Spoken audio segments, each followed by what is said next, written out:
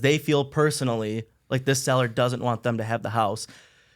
So with the past experience, it's really easy to say, hey, I know what this feels like, and I know how like it feels like a personal attack on you, but if in 8 weeks from now you're setting up your dining room table in that house, will this moment really matter? And the answer is always no. Welcome back to the Modern Agent Podcast. My name is Logan Ricchetti with Modern Realty. This podcast is a combination of thoughts and opinions on the real estate market in Midland, Michigan with our local real estate agents from Modern Realty. Our mission is to create informed and confident buyer and seller clients, so tune in to learn more about Midland's real estate market. Hi, everybody, and welcome to the Modern Agent Podcast. I'm Tyler DuRussel with Matt Smith today. And the bulk of the discussion today is going to revolve around the human side of real estate, the relationship side of real estate, and the importance of that. So to kick that off, Matt, I want to talk about the idea that people need to know you, like you, trust you, know you do real estate, and know you're good at real estate. Those 5 things. What comes to mind when you hear those? Yeah, Tyler, that's a great place to start, and it really is the pinnacle of everything that we do in a relationship business, because whether we think about it consciously or not, people do need to know you, like you, and trust you before they're probably ever going to pick up the phone to give you a call. And we only jump into the conversation when someone makes the decision to call us, but a lot of times we don't think about what went into their decision-making process and how long that was before they ever even called us. So, for example, someone may take a couple of weeks of doing research before they pick up the phone and call us. And in that process, they have kind of executed on people know you, like you, and trust you before they call us to initiate a conversation to see how it is that we can help them. Yeah, that makes sense. So hearing you say that, what's some of the things that you do on the relationship end of things so that way when people are in that stage before they contact you, let's call it a week, maybe 2 months, maybe 6 months leading up to selling their house or looking to purchase a home, how do you make sure that they're thinking of you as soon as they kind of start thinking, maybe this is a transaction I need to make down the road, rather than their mind go blank? How do we make sure their mind goes to Matt Smith? You know, that's a really easy one for me, and I know that I'm very, very, I'm very lucky that I love being out in the community and serving the community.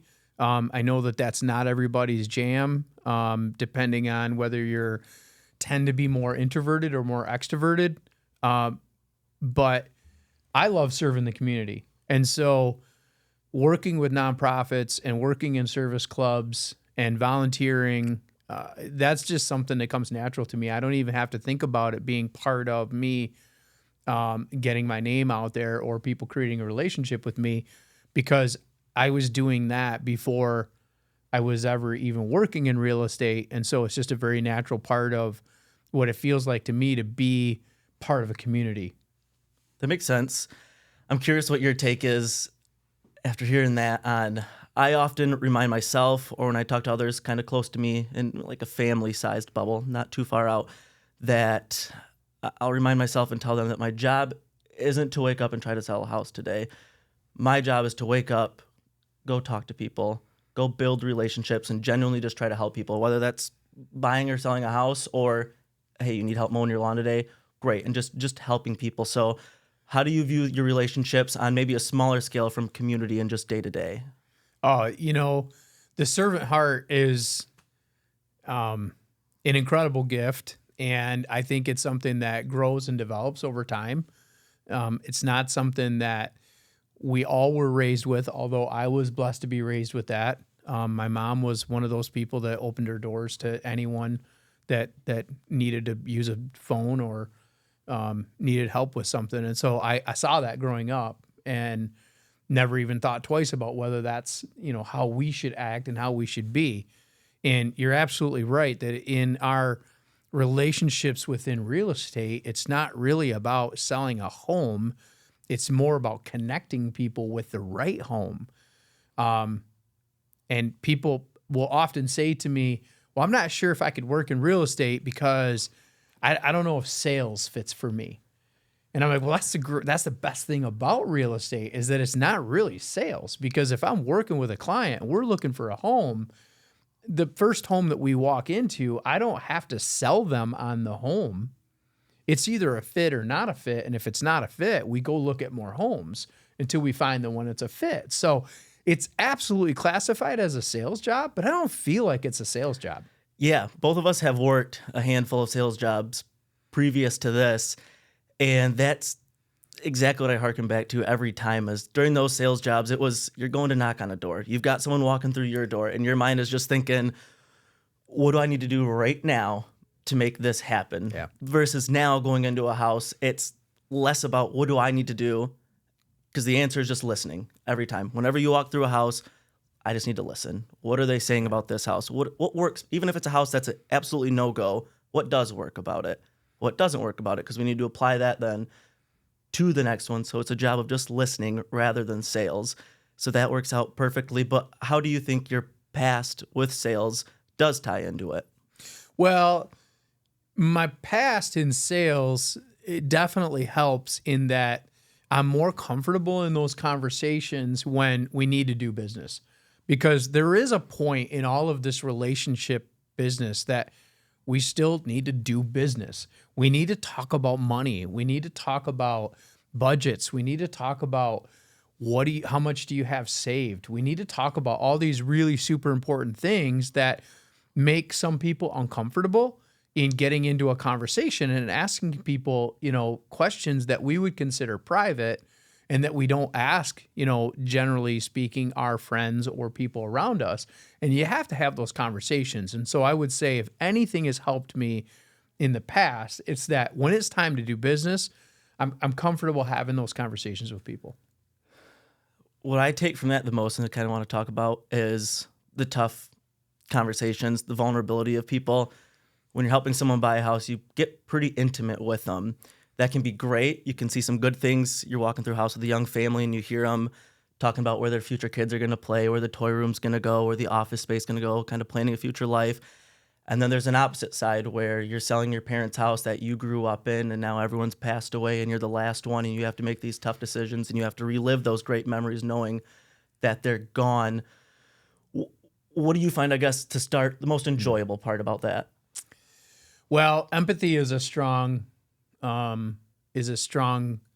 thing that will always serve us well.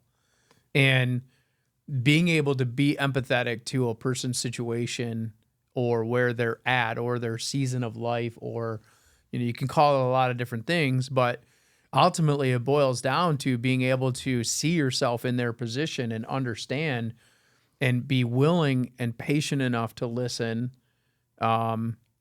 And, maybe it's just because I'm older and have experienced more things. I've gone through the loss of both of my parents. I've lived through that. I've lived through, raising a child and seeing him now being an adult. So when I have these conversations with people, it makes sense to me because I understand and I'm able to empathize maybe better. But ultimately, that's what the goal is to be able to really understand the season of life that a person's in and how we can best serve them in that season of life. And usually it's by just shutting up and listening. How do you find the best way to a new client? Let's start there. A new client, and like you said, you've been through these seasons of life. You can kind of see where they're at. You don't know them super well yet. You don't have a great relationship, but you still see where they're at. How are you able to navigate interjecting yourself into the situation and saying, hey, I don't know for sure, but it kind of seems like this, and helping break down those barriers and allowing them to trust that you can guide them through it? Yeah, my personal experience, again, is one that comes back to me in this, that I've had a lot of experience in a lot of different really awesome courses, like Our Community Listens, like the Wellbeing Coalition. And, they teach a lot of those soft skills, if you will, where you really learn to slow down, listen, understand where a person's at, use those tools, use those reflective listening tools. And, you mentioned, if I'm hearing what you're saying, it sounds like, this. And I think that really kind of completes that people know you, like you, trust you. That trust you one is a big one. But when people hear that you're listening to them and that you're really invested in what is happening in their life rather than just, well, I need to list another house and I need to sell another house, that's really where that trust thing comes in. And it's about more than just the transaction that we have at that point. It's about, how am I involved in this person's life over the next 5, 10, 15 years? Yeah. How do you, speaking of tough conversations, if you're viewing houses with people and there's a consistent pattern of, we keep going to the same houses, we keep having the same problems, we go to 1,000 houses a year, right? So we can catch these patterns quickly, but for someone who's buying the house, they might be stuck on that. This is what I'm looking for. How come it's not coming? I keep going to this house I'm expecting to be at. Why isn't this door breaking open? How do you have that conversation of, hey, Tyler, I know this is what you want. We can't keep doing this. I know you want to keep doing this, but that's not going to get it done. Talk about that. Well, that for me is totally going to come back to what a person's goals are and what their timeline is like. And we start that conversation early. So if you tell me that you want to or need to find a new home in the next 60 days, then it's great for me to have taken those notes or listened to that and kind of really, log that into my memory and be able to come back to, do you remember when we were sitting in my office and you said that you need to buy a home in the next 60 days? Well, here we are 60 days later, and you also gave me some goals that you had in buying a home. And now 60 days later, we've found homes that fit those things, and we're at the end of the timeline that was your goal. What is the one thing that's missing? Interesting. And then stop and wait for that uncomfortable silence, because you have to respond to that question. You don't have a choice but to respond to that question. And what comes next is really, I think, going to be the solid gold in the conversation that's going to unlock how I help you get to the next step.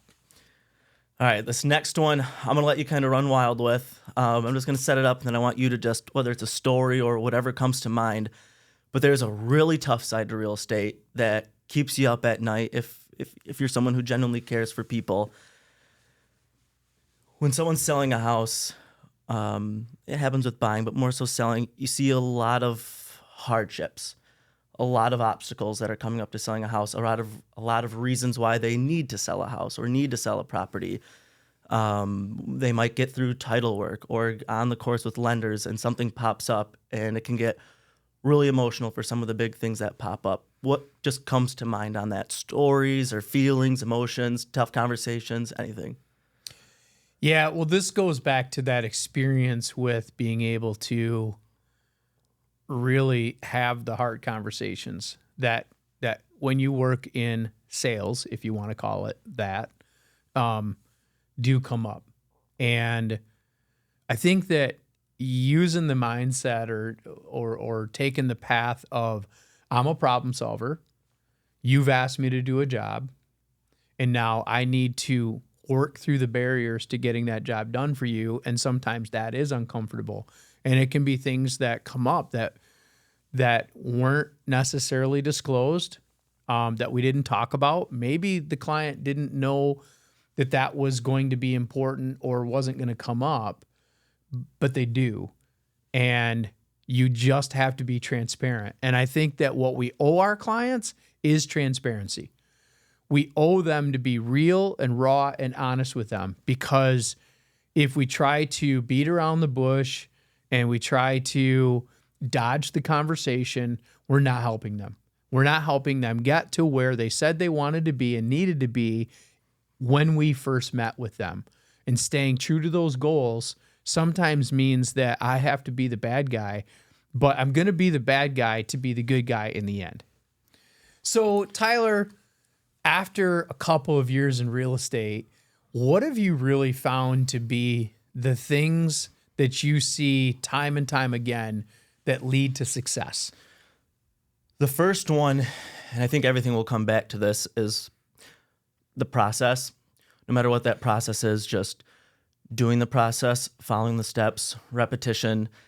It's a business that doesn't happen overnight. Even on a day-to-day basis, you don't see the plants growing from the seeds. You just got to keep planting the seeds and keep planting the seeds. And there's no guarantee when that seed's going to pop up or when that seed's going to bloom. But eventually, you're going to have a Dow Gardens type garden in front of you with plenty of tulips. But consistency, work ethic, and just helping people in general really get you there. Yeah, and that's an interesting point of it not happening overnight and planting the seeds and the garden grows over time. And I see a lot of people want to take actions and do things that they believe will help them grow their business. But then when it doesn't result in a new relationship that results in, a buyer or a seller lead or something like that in a short amount of time, they kind of give up on it. So, I've done that my whole life. And so it's easy for me to kind of think about being in the long haul. As you're in a different season of your life than I am, how do you look at that and say, it is okay that this doesn't develop right away? Yeah, so a good example of that is open houses. I host a lot of open houses, a lot of agents do in general, but especially in your first 5 or so years, host a lot of them just because it's a way to meet new people who are obviously thinking about purchasing a home. And then ideally at that open house, I have the chance to sit them down, ask them questions of what they're really looking for, whether it's this house or a 40th house from now, and teach them the home buying process, answer any questions they have. And then hopefully, like you said, cultivate a new lead, a new relationship out of it. I had a stretch from December of 2024 to the end of February of 2025 where I held 31 open houses and I had a total of 7 people come through. And out of those 7 people, maybe 2 of them wanted to give me the time of day to even talk to me. So let's call it on average of 2 hours an open house. Most of them more than that, but we'll be conservative. That's 60 hours I spent away from my family, away from doing other things, that after the first 10 open houses of not having anyone come through, you start to think, is this worth it? Should I be doing other things? Should I just be with my family? But fast forward to March, these people that I did meet during that time are now starting to reach out. Hey, I really liked what you said. Let's talk. It's springtime. We're more serious. So it's just weathering the storms. Everyone takes their lumps, no matter what season of life you're in, and just getting through it. Keep doing the right things. Keep being a good person. Keep trying to help others, and eventually the phone calls and will come and the doors will open. And it's great. I had a front row seat for that perseverance that you displayed through that time, and we had a lot of conversations about that. And I saw you hang in there and continue to grind and continue to persevere. And now, seeing you have that success and those people coming back to you is really cool. But my question is, what was it in your life that taught you to have that perseverance? I think a handful of things. On the personal side of life, we went through a stretch. Everyone, kind of that 2020 to 2022 stretch was just tough with the COVID, the uncertainty. I had my first child during that time. Me and my wife had just gotten married, had our firstborn, and she had a series of surgeries over her first few years. My mother passed away during that. We were locked up for COVID, and it was just really tough, a whole bunch of things at the same time. And it's either get through it or don't get through it, right? You have that choice to make. No matter how hard it is to get through it, it's probably harder to not get through it. And then also I'm big into running, as you know. So around that same time, actually, 2020, I started getting into ultra running, running 50 miles and 100 miles, 250 miles. And to get through 250 miles, as you know, doing it yourself, it's going to hurt. It's going to be really hard. And you can either quit and be disappointed that you didn't get there, or you can figure out a way to get through the pain and limp on for a little bit more. And eventually you'll see the success you were looking for. Yeah, it's funny that you mentioned that because we both have the experience of is this really as hard as it seems based on the other things that we've done in our life? And, I reflect back on some times that I didn't finish a race, and it didn't happen very often, but there's one in particular time that I remember that really kind of set my character for everything that followed after. Is there one time that you didn't succeed that has really set that in mind for you?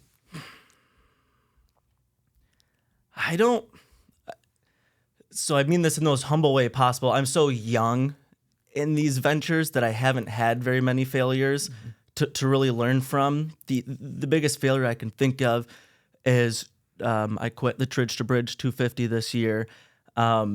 And from that, I just learned to listen to myself, and I was okay with that quitting. I've learned a lot more from my successes and from the darkest moments of those. So for example, the first time I attempted that 250-mile race, there was a point with about 90 miles left in the race where I had, but just finished vomiting up my lunch, all my fluids, and there was 40 more miles until you're on your own. So it was 40 more miles until I could get anything else. And it was either go slow and limp your way through it, or just quit. Make a phone call, have someone come pick you up and get some food. Yeah. And that phone call sounded really, really good at the time. Luckily, I had someone right next to me who said, you're walking with me. You're not quitting. And in those moments, it translates. Nothing gets worse than that, right? My ankle was swollen over my shoe. I just vomited up all my food. I had nothing to eat for what would probably be 12 to 14 hours. Real life ain't so bad at that point. Yeah. Nothing hurts like that. So when I'm in house 28 of open houses and no one's coming through, my next action is just to hold another 2-hour open house. How hard is that in the grand scheme of things? So go do the actions. Yeah, I love what you said about I learned to just listen to myself, right? Because if we go back to this stretch of open houses with no results, or no results that you could see in the immediate time, you listened to yourself, and yourself said, this is the action. This is the best action I can take right now to be successful. And so listening to yourself, trusting your gut, continuing to push forward, and knowing that ultimately your goal is to serve others, and you do that by showing up, is really what, again, I had the front seat, ride of watching and the satisfaction of seeing come full circle now. So that's really cool. Well, and it works because we can project it onto our clients, right? I just had a pretty emotional week last week with one of my clients who we didn't get a house, went to multiple offers, we didn't get it, came back on the market. We were the only offer to go in, and we didn't get the house still. For reasons for another podcast of why we didn't get this house. Reasons that shouldn't have stopped us from getting that house. Yeah. And it's really hard to submit that third offer then. Go back to the table for a third time. The buyer does not want to do it because they feel personally like this seller doesn't want them to have the house. So with the past experience, it's really easy to say, hey, I know what this feels like, and I know how it feels like a personal attack on you, but if in 8 weeks from now, you're setting up your dining room table in that house, will this moment really matter? And the answer is always no, but it's getting them to understand that, hey, buying and selling is emotional, but don't let these emotions right now stop you from the emotion you had 6 months ago when you decided this is what you want. Yeah, and it's so funny that you talk about the process of falling in love with a home to the point that you want to write an offer. Then it ends up being multiple offers, or in some cases not multiple offers. But for whatever reason, you don't get the home, and you have to help them persevere. You have to help them, trust themselves and listen to, their gut instinct. And, I've gone through that so many times through 2020, 2021, 2022, when we were writing offer after offer after offer. And I distinctly remember having those conversations with people of like, I know we fell in love with this home. I know we believed that this was the home for us, but we also have to trust that there's a better house out there for us. Absolutely. And the magic when you see somebody get an accepted offer on a house and they look at you and say, I'm glad we didn't win that other house, is just, that's magic. It's incredible. Also, last week I just had one where they went in, saw the house, loved it. We didn't make it through inspection. We got to another house, and it was immediately when we walked through the door, buyers were, I'm so glad that last house fell through. Now, 2 days ago it was achy stomachs and this doesn't feel good that we're not getting it, to immediate, well, now we have this. So you're absolutely right. Yeah, and all the time that people think, oh my gosh, I don't think I could do your job because I don't want to work in sales. These are the examples of why this isn't sales. This is relationships. This is emotions. This is the gratitude that people invite us to be a huge part of their life. And I don't think whether it's transaction 1 or transaction 600, I don't think I'll ever get over the feeling that people invite me into their life to help them with one of the biggest things they'll ever do. Yeah, you don't get over it. I just made a post about that last week, how after 3 years of looking, this family finally found what will now be their first home, and they have a 5-year-old and a 9-year-old. And we walked into a couple houses that night, and the first house we walked in here, the little 5-year-old girl, she's hilarious. She just goes, "This house is stinky. I don't want this house." We saw a couple more, and then the next day we go to this house we ended up writing on and getting under contract with. And these two kids were just zooming around the house, laughing and playing. They were planning out their own rooms, forget mom and dad's plans. And you almost have to remind yourself that you're there to work and there to be their realtor, because you just enjoy watching these wholesome moments play out in front of you. I'm curious from your end, because you list a lot of homes. You're on the seller side a lot more than most agents are, even top agents. What's the hard part of, I mentioned it earlier, with maybe a kid selling a parent's home who has recently passed, but that kid grew up there, and selling that home and having so much value attached to emotion rather than raw data, but that doesn't make the emotions invalid. Talk about an experience you've had with that, or how to handle that, or just situations in general similar. Yeah. Right, wrong, or indifferent. I've been through it myself. Mm-hmm. My 2 siblings and I had to sell our parents' house that we grew up in, and our kids as grandkids all grew up with grandma and grandpa in too. And so again, I'll go back to the empathy thing and being able to really empathize with somebody and tell them, I get it. I understand this is hard. It's not going to be an easy process. I've offered maybe some strategies for how to capture the emotion that you're feeling right now. Because I know when I did it with my parents' house, I took my phone and I walked through the house and did a video and talked about my memories there. And after I did that, I felt like, okay, I captured this now. And the house is a mechanism for memories, but it's not the memories. The people are the memories. And so I like to, I don't know if coach is the right word, but I like to coach people in how they can capture those memories and think of the house as the mechanism, and that in the absence of the house, when the house is gone and it's moved on to another family, they're going to have their memories there, but it wasn't the house that created the memories, it was the people. And so capture those memories so that you can keep that, but understand the difference between the mechanism and the actual memories themselves. That's perfect. Conversely, what's a great story from, I've met somebody, however you got this person, this relationship in your life, whether it be a friend referred them to you, or they just happened to call on one of your listings and you met them via a signed call or an online call, that maybe you ended up, hey, I'm Matt Smith, I'm happy to help you, to all of a sudden you're at their wedding, or now you're congratulating them on their newborn kid or their retirement. Just some sort of wonderful, out of nowhere, this tiny seed was planted and it grew into this exceptional relationship. Oh, yeah. So, I don't know if they'll see this or not, but Mike and Miranda are a great example of that. I saw a boat for sale, and, bass fishing was something that was a huge part of my life many, many, many years ago. And now I'd kind of come full circle to want to get it back into it. And I met this young man that was selling this bass boat, and we went out for a ride in the boat, and he kind of showed me how everything worked and made the agreement. I bought the boat from him. He was really good at doing business. But then, I think we realized that although there was a lot of years of age that separated us. He's your age, so 20, 25 years difference in age. We really were like, man, we just hit it off.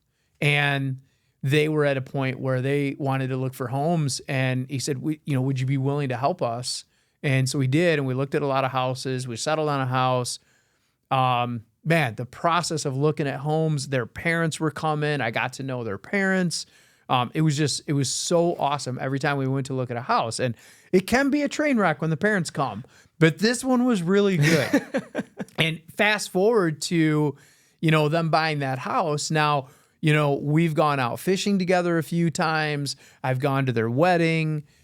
We talk frequently. We're both super busy, so we probably don't talk as much as we would love to, but that was one of those things where I never saw that relationship coming. And now that's a relationship I'll treasure forever. And I believe they will too. Well, it must be great because you didn't say me for the answer. Yes. But that's kind of a good segue. Let's talk about that. Our relationship, but more so you getting to the point in your career with real estate that you needed somebody else to help you out with that, and maybe the struggles of help me with this, even though I treasure this part of my business dearly, or the benefits of it, and just that portion of relationship and real estate in general. Yeah. So, as things had really taken off for me, and super blessed to be successful. And, when you get to a point where you're busy enough that you really internally know you need help, it is a great place to be. And it really took Logan and Julie to help me understand that, well, one, I couldn't sustain what I was doing on my own. But two, the value that somebody else could bring. And, I think right from the get-go, there was no question in my mind who I could trust and who I could potentially have in that position to help me. Now, as you well know, it took 18 months. Thanks for being patient with me. For me to get you comfortable with it, but I probably needed that 18 months to grow into a place where I was really as comfortable with it too. And it was literally born out of a relationship that you and I had working together in the past, and then buying and selling a few homes. So from there, I mean, gosh, the last 2 years have just been amazing. And I tell people all the time, if Tyler walks out the door, I don't know what I'm going to do. I'm not walking out the door. But it's funny to hear you say that you needed that 18 months because, while I think I could have said yes right away, I don't know if it would have worked as well as it did, because over that 18 months, I think I grew a whole lot too professionally, what I was doing, and just as a person, being better in all aspects of my relationships, but especially as a father and learning more patience and seeing life differently. You just do. With a kid that I don't think I would have been nearly as ready for it. Respond to this on where your thoughts go from your side of it. But I always tell people when they ask, how is it having the two sides of it, running your business and working for Matt, is that I always keep Matt's business number one.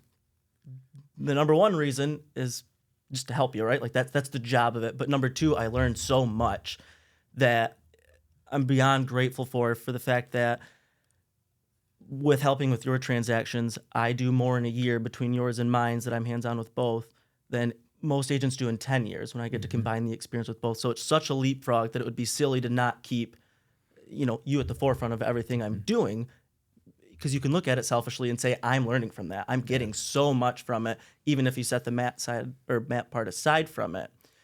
How do you balance that, I'm curious, as the boss, of trying to make sure that I'm taking care of you, but also I know you obviously very well that you want to see me grow and flourish and be to the point where I'm busting at the seams. How do you manage that? Yeah, well, it's very humbling, to hear you say that, to hear you say, I try to keep, Matt's business number one, and I really greatly appreciate that.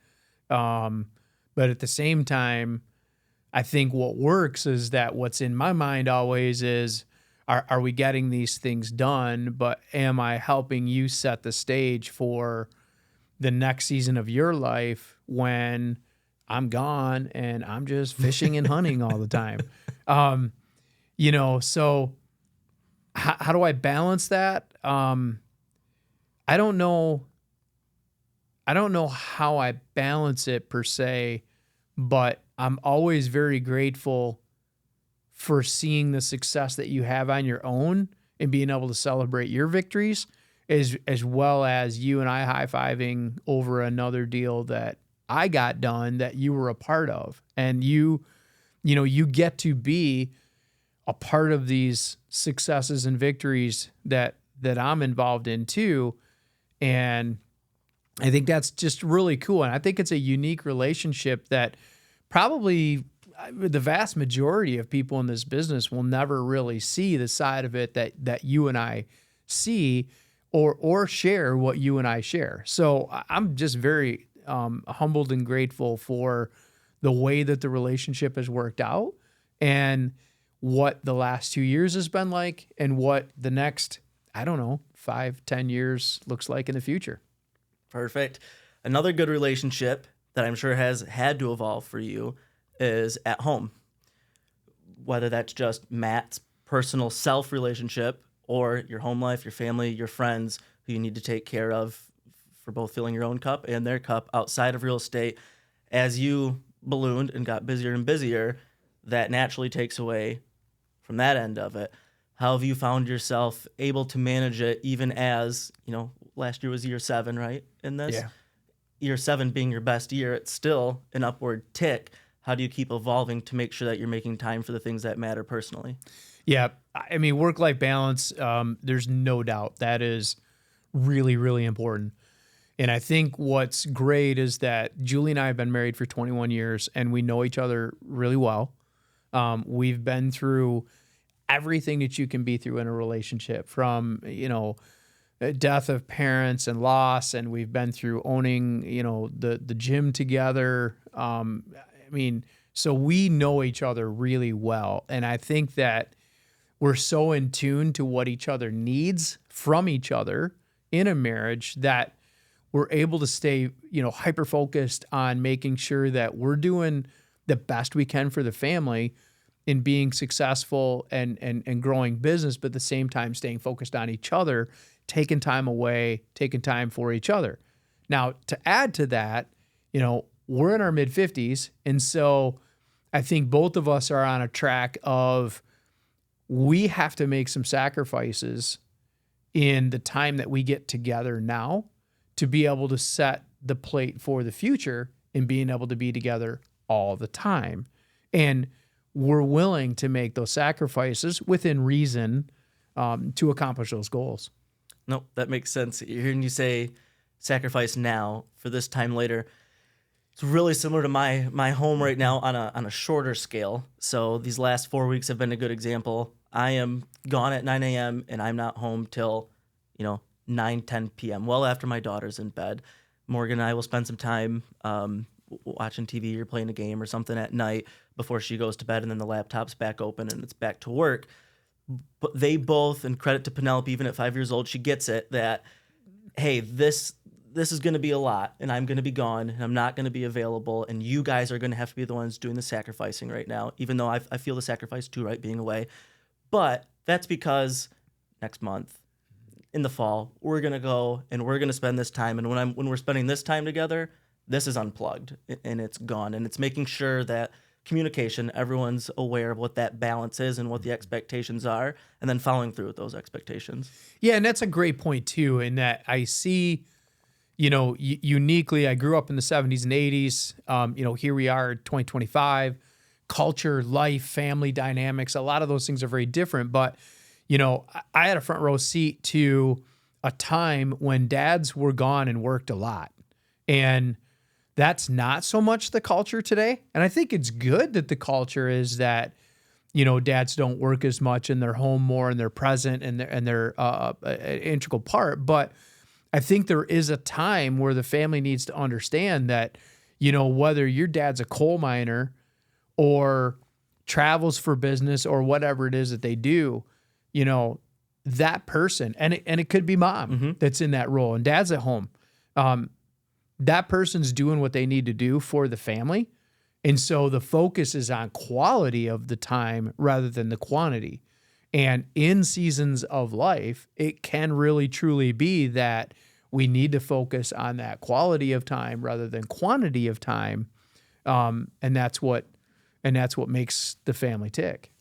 Have you ever had any little gut check moments with it? I just had kind of my first one last week where I was gone Monday, Tuesday, Wednesday night, missed bedtime each of those nights. And then as I was dropping my daughter off at school on Thursday morning, she said, Dad, can you work faster tonight so you can be home and we can have fun before bed? And there's nothing that'll pull the breath out of you quicker than hearing that. And even though you know you're out doing the right things, you're not out with the buddies at the bar, it still just hurts to hear that. So you better believe the next few nights we're with the family. But have you had any moments like that? Yeah, you know, so for me, coming into real estate in particular, we were already empty nesters. And so I didn't have that, but I do have the gut check of when we have a really busy calendar, you know, socially and with work.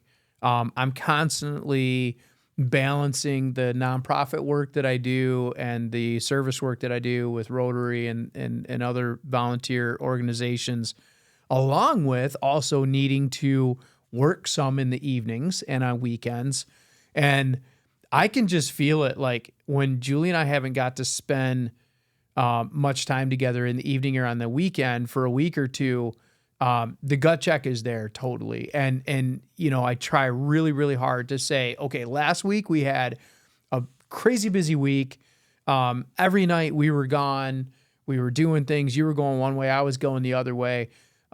Ultimately, I try to balance that by looking at the week and saying, I need 1 to 2 nights or evenings, if you will, where I'm at home, even if we're just sitting on the couch together, to really know that that's where my groove is, and everybody's groove is different. Mm-hmm. And I think that with time and maturity and knowing your family and how your family's evolving, we all learn what our groove is, and whether that's that weekend time is more important or evening time is more important, you know, you'll learn to understand that and learn to balance that so that you're really doing the best you can to provide for the family, service your clients, but also make sure you're taking care of family too. So the flip side of that coin is the clients. Or on the other side of it, who you have to, hey, today I need to cut my business hours off. Yeah. And you and I both pride ourselves on, we're going to get it done. We're going to pound the payment. We're going to be there for you. You call me, I'll answer the phone. If I'm in bed, you call Tyler, he'll answer the phone. Yeah. And conversely, so what's that look like of, hey, I've got to see this house. I got to get in now. Or, hey, there's these 4 houses. We're really ready to go. But it's a night where I've got to shut it off. It's me and Julie tonight. It's me and my son tonight. It's just me tonight, or whatever the case may be. Talk about the difficulties with that and how that conversation looks. Well, it's transparency. And it's transparency in the conversations and the relationship that you have with the client, because, you know, their goals are the most important thing to us, but we can't help them if we're not helping ourselves and taking care of our own, you know, health and well-being and things like that. If I'm not at my best, then you're not getting my best. And so when I'm transparent with clients about what it takes for me to be at my best, that's really where the relationship needs to go to. Now, you brought up an interesting point of this house came on the market, we got to get into it right away. And there are absolutely times when you have to check yourself and say, you know, this house has, you know, highest and best, multiple offers. We only have one opportunity to get in it. You better bet your bottom dollar we're going in that house. You know, you saw it a few weeks ago where I had a client that needed to sign documents in person rather than doing an email. And at 7:00, and I live 35 minutes away from town, at 7:00 in the evening when I was already in, you know, sweats and a hoodie, I changed my clothes and I drove to town and I printed off those documents and I went and sat at that dining room table and got the signatures and got that deal done. So, that's the balance, is we don't do that every day. Correct. And I think that the relationship and the strength of the relationship with the clients, they understand that, right? And if our relationship is in a good place, then they want me to thrive too. And so we just work that out so that the calendar just works. And knock on wood, the universe takes care of those things. It does, yeah. And I think that's exactly right. Is setting those expectations with your clients, because they know, hey, Matt doesn't tell me no. Tyler doesn't tell me no. They get us in this house. If tonight they're saying they can't do it, they can't do it. Can't do it. Yeah, absolutely. All right. Thank you, everybody, for listening to the Modern Agent Podcast. Again, Matt Smith, Tyler DuRussel. Enjoy your day. Thanks for listening to another episode of the Modern Agent Podcast. Please follow at Modern Realty Midland on Facebook, Instagram, and YouTube. And if you need to buy or sell a house, please reach out to Modern Realty by going to www.modernrealty.us. Modern Realty, your home, our focus.